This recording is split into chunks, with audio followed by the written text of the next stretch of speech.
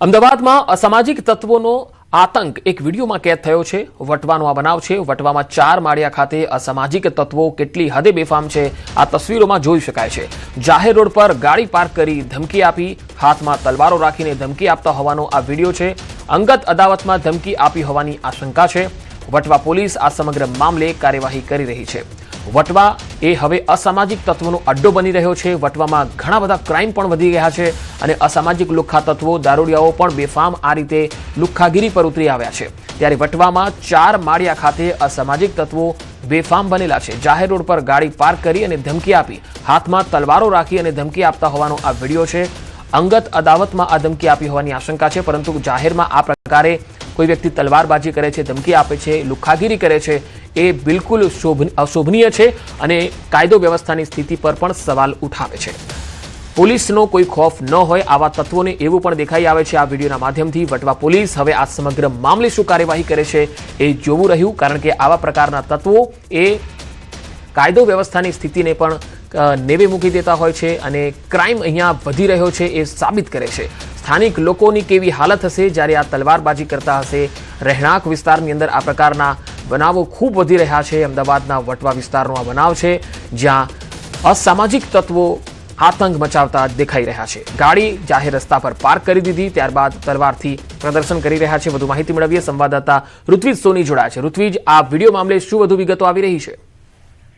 પંકજ, આ જે વિડીયો છે તે વટવા 4 માળિયા હોવાનું હાલમાં પ્રાથમિક સૂત્રો પાસેથી જાણકારી મળી રહી છે। સોશિયલ મીડિયાની અંદર આ જે અસામાજિક તત્વોના આતંકનો વિડીયો વાયરલ થયો છે। વિડીયો વાયરલ થતા સમગ્ર ઘટનાની જાણ જ્યારે પોલીસને થઈ હતી ત્યારે પોલીસ દ્વારા પણ આ મામલે હાલમાં ખરાઈ કરવાની તજવીજ શરૂ કરવામાં આવી છે અને હકીકત શું છે તે અંગે પોલીસે વધુ તપાસ શરૂ કરી છે। પરંતુ ખૂબ જ ગંભીર બાબત કહી શકાય કે જાહેર રોડ પર ગાડી પાર્ક કર્યા બાદ કેટલાક યુવકો છે તે ગાડીમાંથી ઉતરે છે અને તલવાર સાથે જે પ્રકારે આતંક મચાવી રહ્યા છે, જાણે વિસ્તારની અંદર પોતાનો રોપ જમાવવાનો પ્રયત્ન કરી રહ્યા હોય તે પ્રકારનું વર્તન કરી રહ્યા હોય તેવું લાગી રહ્યું છે। જી ઋત્વિજ, આભાર માહિતી આપવા માટે।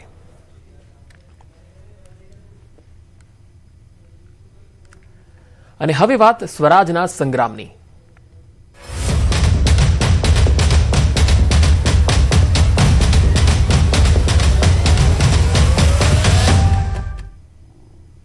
સ્થાનિક ચૂંટણીમાં ગજબનો કિસ્સો સામે આવ્યો। એક જ ઉમેદવારે 3 અલગ અલગ પક્ષમાંથી ફોર્મ ભરી દીધા। ભાજપ, કોંગ્રેસ અને આપમાંથી એક જ ઉમેદવારે ફોર્મ ભર્યા।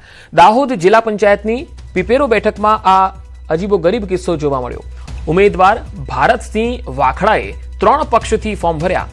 જિલ્લા પંચાયતની પીપેરો બેઠક દેવગઢ બારિયા વિધાનસભા મત વિસ્તારમાં આવે છે। ઉમેદવાર ભારતસિંહ વાખડા અગાઉ કોંગ્રેસ અને આમ આદમી પાર્ટીમાંથી વિધાનસભામાં ધારાસભ્ય માટે ચૂંટણી પણ લડી ચૂક્યા હતા। એટલું જ નહીં, પૂર્વ મંત્રી બચુભાઈ ખાબડ સામે પણ ચૂંટણી લડ્યા હતા। હાલ ભારતસિંહ વાખડાએ મેન્ડેટને લઈને કોઈ સ્પષ્ટતા કરી નથી, પરંતુ આપની જાહેર કરાયેલી યાદીમાં ભારતસિંહનું નામ છે। હવે કોંગ્રેસ અને ભાજપે પણ મેન્ડેટ આપ્યું છે કે કેમ તે ફોર્મ ચકાસણીના દિવસે ખબર પડશે। પીપેરો જિલ્લા પંચાયત બેઠક પરથી 11 ઉમેદવારોએ ફોર્મ ભર્યા છે, જેમાં ભારતસિંહે 3 અલગ અલગ પક્ષથી ફોર્મ ભર્યા છે। આ સાથે 2 અપક્ષ અને ભારતસિંહ પછી અન્ય 4 ભાજપના ઉમેદવારો અને 2 કોંગ્રેસના ઉમેદવારોએ પણ ફોર્મ ભર્યા છે। હવે ફોર્મ ખેંચવાની અંતિમ તારીખ એટલે કે 15મીએ સ્પષ્ટ થશે કે ભારતસિંહ વાખડાને કઈ પાર્ટીનું મેન્ડેટ મળ્યું છે। વધુ માહિતી મેળવીએ, દાહોદથી સંવાદદાતા સૌરભ ગહેલોત જોડાયા છે। સૌરભ, આ જે 3 પાર્ટીના માંથી તેણે ઉમેદવારી તો કરી દીધી છે, પરંતુ તેમની સાથે કોઈ વાતચીત થઈ છે ખરી? કઈ પાર્ટીએ તેમને મેન્ડેટ આપ્યું છે? બિલકુલ કહી શકાય કે ભરતસિંહ જોડે વાતચીત કરવાનો પ્રયાસ કરવામાં આવ્યો હતો અને ભરતસિંહ દ્વારા કહેવામાં આવ્યું હતું કે તેઓને કઈ પાર્ટીમાંથી મેન્ડેટ આપ્યું છે તે હાલ તેઓ સ્પષ્ટ કરવા માંગતા નથી।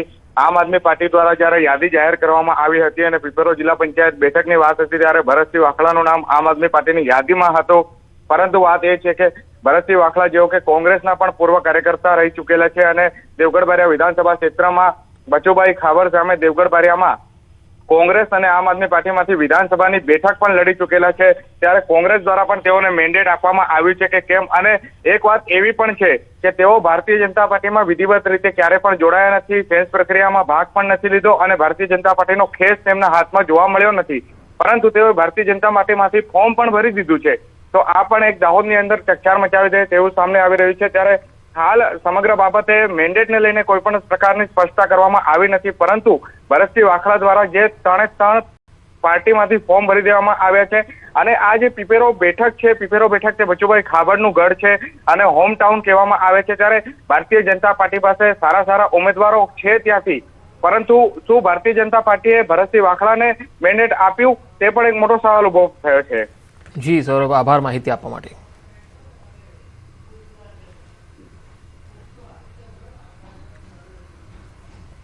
હવે વાત દાહોદ જેવો જ એક વધુ કિસ્સો આવ્યો છે અરવલ્લીમાં। જી હા, અરવલ્લીની સ્થાનિક ચૂંટણીમાં એક ઉમેદવાર 2 મેન્ડેટ લઈને આવ્યા। ધનસુરા તાલુકા પંચાયતની રમોસ બેઠકમાં મેન્ડેટનો ખેલ। એક જ ઉમેદવાર 2 પક્ષના મેન્ડેટ સાથે અલગ અલગ ફોર્મ ભરે છે। ભીખુસિંહ અર્જુનસિંહ ચૌહાણે કોંગ્રેસ અને આપમાં ઉમેદવારી ફોર્મ ભર્યું છે। મેન્ડેટવાળા ફોર્મ સાથે ચૂંટણી ફોર્મ ભરી નાખતા વિસ્તારમાં સોપો પડી ગયો છે। હવે આ મેન્ડેટ કઈ પાર્ટીનું તેમનું માન્ય રાખવામાં આવશે એ પણ એક મોટો સવાલ છે। ઉમેદવાર એક છે પણ 2 પાર્ટીમાંથી ફોર્મ ભરે છે। ભીખુસિંહ અર્જુનસિંહ ચૌહાણે કોંગ્રેસ અને આમ આદમી પાર્ટીમાંથી ફોર્મ ભર્યું છે। મેન્ડેટવાળા ફોર્મ સાથે ચૂંટણી ફોર્મ ભરી દેતા વિસ્તારમાં સોપો પડ્યો છે। ધનસુરા તાલુકા પંચાયતની રમોસ બેઠકમાં આ મેન્ડેટનો ખેલ જોવા મળ્યો। મહેસાણાની કડી નગરપાલિકામાં ભાજપનો દબદબો યથાવત છે। મતદાન પહેલા જ 23 જેટલી બેઠકો પર ભાજપ બિનહરીફ થયું છે। કુલ 36 માંથી 23 જેટલી બેઠક પર ભાજપના ઉમેદવારો બિનહરીફ વિજેતા થઈ ગયા। ફોર્મ ભરવાના અંતિમ દિવસે વિપક્ષના ઉમેદવારો મેદાનમાં ન ઉતર્યા। વોર્ડ નંબર 1, 3 અને 6 માં ભાજપની આખી પેનલ બિનહરીફ થઈ શકે। 40 વર્ષથી કડી નગરપાલિકામાં ભાજપનું શાસન અકબંધ છે। પૂર્વ નાયબ મુખ્યમંત્રી નીતિન પટેલે તમામને અભિનંદન આપ્યા। નીતિન પટેલે મતદારો, કાર્યકર્તાઓ અને પ્રદેશ નેતૃત્વનો આભાર વ્યક્ત કર્યો। બિનહરીફ થશે એમની સામે પણ કોઈ ઉમેદવારી પત્રો આવ્યા નથી। એવી રીતે વોર્ડ નંબર 8 ની અંદર અમારા 3 ઉમેદવાર બિનહરીફ થશે, એમની સામે પણ કોઈ ઉમેદવારી પત્ર આવ્યા નથી। કચ્છના ભુજ નગરપાલિકામાં ભાજપે ખાતું ખોલાવ્યું। વોર્ડ નંબર 11 માં ભાજપના 3 ઉમેદવાર બિનહરીફ। ધર્મેશ ગૌર, બિંદિયા ઠક્કર અને ગીતા પટેલ બિનહરીફ વિજેતા થયા। ભાજપના ઉમેદવાર સામે કોઈએ ફોર્મ નહીં ભરતા આ તમામ ઉમેદવારો બિનહરીફ થઈ ગયા।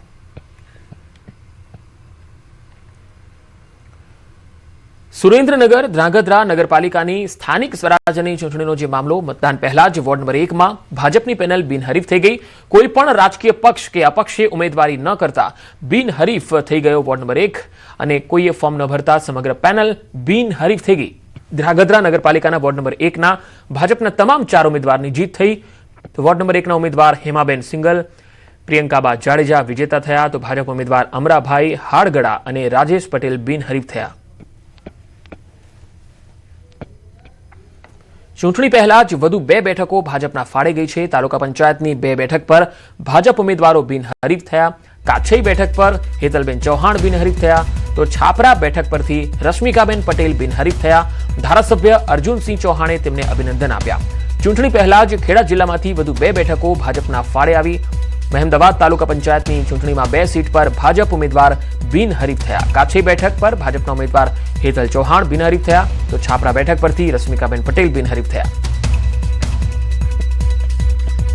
મને ભારતીય જનતા પાર્ટીએ કાછઈ સીટ પરથી તાલુકા પંચાયતની ટિકિટ આપી હતી અને મારા સર્વ ગ્રામજનોના સાથ સહકારથી આજે હું બિનહરીફ જાહેર થઈ છું। ગઈકાલે અમે ફોર્મ ભરેલું હતું અને આજે બિનહરીફ થવાથી મારા ગામ કતકપુરા, છાપરા અને વિરોલ ત્રણેય ગામના ગ્રામજનોને હું ખૂબ ખૂબ અભિનંદન પાઠવું છું। તો સુરેન્દ્રનગર જિલ્લાના વઢવાણ તાલુકા પંચાયતની મેમકા બેઠકમાં ચૂંટણી પહેલા જ રસપ્રદ સ્થિતિ જોવા મળી। ભાજપના ઉમેદવાર રેખાબેન મકવાણા સામે અન્ય કોઈ પણ રાજકીય પક્ષ કે ઉમેદવાર દ્વારા ફોર્મ ભરાયું જ નહીં। ઉમેદવારી ફોર્મ ભરવાના અંતિમ દિવસ સુધી પણ કોઈ સ્પર્ધક ન આવતા રેખાબેન મકવાણા બિનહરીફ વિજેતા થયા। આ રીતે ચૂંટણીના સત્તાવાર પરિણામ પહેલા જ મેમકા બેઠક પર ભાજપે બિનહરીફ જીત હાંસલ કરી લીધી। હવે વાત પંચમહાલની। પંચમહાલના ગોધરા નગરપાલિકાની 44 બેઠકો પૈકી 3 બેઠકો પર ભાજપની મહિલા ઉમેદવારો બિનહરીફ થઈ ગયા। શહેરા નગરપાલિકાની 28 બેઠકો પૈકી 10 બેઠકો પર ભાજપના ઉમેદવાર બિનહરીફ થયા। જિલ્લા પંચાયતની 38 બેઠકો પૈકી 1 સાપા બેઠક પર ભાજપના મહિલા ઉમેદવાર બિનહરીફ થયા। શહેરા તાલુકા પંચાયતની અણિયાદ બેઠક પર ભાજપના ઉમેદવાર બિનહરીફ થઈ ગયા। તો કાલોલ તાલુકા પંચાયતની ચલાલી બેઠક પર ભાજપના મહિલા ઉમેદવાર બિનહરીફ થઈ ગયા।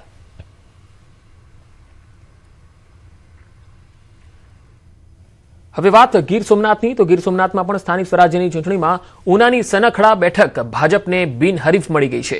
મતદાન પહેલા ઉનામાં ભાજપનું ખાતું ખુલી ગયું. ઉના તાલુકા પંચાયતની બેઠકનું ખાતું ખુલ્યું છે. 19 તાલુકા પંચાયતની બેઠક એસટી અનામતના ઉમેદવારનું ખાતું ખુલ્યું છે. ભાવનાબેન નાથાભાઈ સાવધારિયા નામના ઉમેદવાર બિનહરીફ ચૂંટાયા છે. વિરોધ પક્ષ દ્વારા દાવેદારી ન નોંધાતા બિનહરીફ ચૂંટાઈ આવ્યા છે. તો રાજકોટના ગોંડલ નગરપાલિકા વોર્ડ નંબર 7ની ચૂંટણીને લઈને એક મોટા સમાચાર આવી રહ્યા છે. નગરપાલિકાના વોર્ડ નંબર 7ની બંને બેઠકો ભારતીય જનતા પાર્ટીના ખાતામાં બિનહરીફ આવી છે. ભાજપના મહિલા ઉમેદવારો મનીષાબેન દીપકભાઈ ગોવાણી અને પાયલબેન સંજયભાઈ પીપળિયા બિનહરીફ થયા. ગઈકાલે માત્ર ફોર્મ ભરવાની પ્રક્રિયા હતી, જેમાં અન્ય કોઈ પક્ષ કે અપક્ષ ઉમેદવારે ફોર્મ ન ભરતા બંને બેઠકો બિનહરીફ થઈ. ફોર્મ ભરવાના દિવસે જ બંને બેઠકો ભાજપના ફાળે જતા ગોંડલ પંથકમાં કાર્યકર્તાઓ અને ટેકેદારોમાં ખુશીનો માહોલ છે. તો તાપીની વ્યારા નગરપાલિકાના વોર્ડ નંબર 5માં ભાજપના ઉમેદવારો સામે કોઈ મેદાનમાં નહીં. ભાજપના 4 ઉમેદવાર સામે કોઈએ ઉમેદવારી ન નોંધાવતા બિનહરીફ જાહેર થયા. ભાજપની આખી પેનલ બિનહરીફ થઈ. હજુ પણ કેટલાક ઉમેદવારો બિનહરીફ થાય તેવી શક્યતા છે. ભાજપે વંદે માતરમ અને ભારત માતા કી જયના નારા લગાવ્યા. જિલ્લા સંગઠન પ્રભારીએ વોર્ડ નંબર 5ની 4 બેઠકો બિનહરીફ થઈ હોવાનો દાવો કર્યો. વ્યારા નગરના કુલ 7માંથી વોર્ડ નંબર 5માં કેવળ 8 જ નામાંકન પત્રો દાખલ થયા છે. એ 8 નામાંકન પત્રોમાં 4 ભારતીય જનતા પાર્ટીના વિધિવત જાહેર કરેલા ઉમેદવારો છે અને 4 એના ડમી ઉમેદવારો છે. એટલે 8 જ નામાંકન પત્રો દાખલ થયા છે. સમજી શકાય એવી છે કે પરિસ્થિતિ શું હશે, અને એના કારણે ભારતીય જનતા પાર્ટીના સમગ્ર વ્યારા નગરના કાર્યકર્તાઓ છે, પરિવારજનો છે, ખૂબ જ ઉત્સાહિત છે, ખૂબ જ પ્રોત્સાહિત થયા છે. વાત વલસાડની. વલસાડ જિલ્લામાં સ્થાનિક સ્વરાજ્યની ચૂંટણી પહેલા જ ભાજપનો દબદબો જોવા મળ્યો. વલસાડ તાલુકા પંચાયતની 32 પૈકી 5 બેઠકો બિનહરીફ થઈ. કોંગ્રેસ, આપ કે અપક્ષે ઉમેદવારી ન નોંધાવતા ભાજપના ઉમેદવારો બિનહરીફ થયા. ચૂંટણી પહેલા બેઠકો બિનહરીફ થતા ભાજપમાં ઉત્સાહનો માહોલ છે. કોસંબાની બેઠક પર ઉમેદવારો બિનહરીફ ચૂંટાઈ આવ્યા.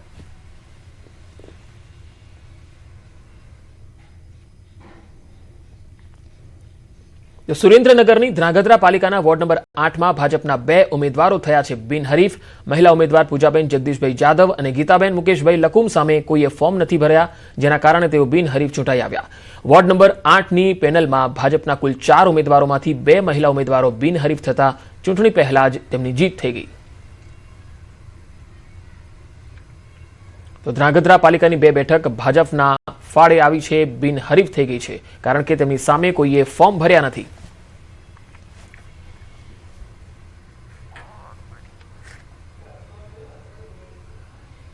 સ્થાનિક સ્વરાજ્યની ચૂંટણીમાં જોવા મળી રહ્યો છે ગજબનો ડ્રામા. ક્યાંક પતિની જગ્યાએ પત્નીને ટિકિટ અપાતા ડખો થયો, તો ક્યાંક ઉમેદવારે પીધું ફિનાઇલ.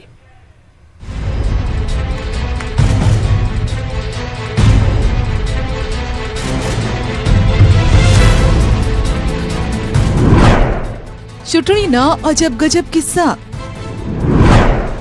સોશિયલ મીડિયા સ્ટારને આપી ટિકિટ. મહેસાણામાં પટ્ટાવાળાની કિસ્મત ખુલી.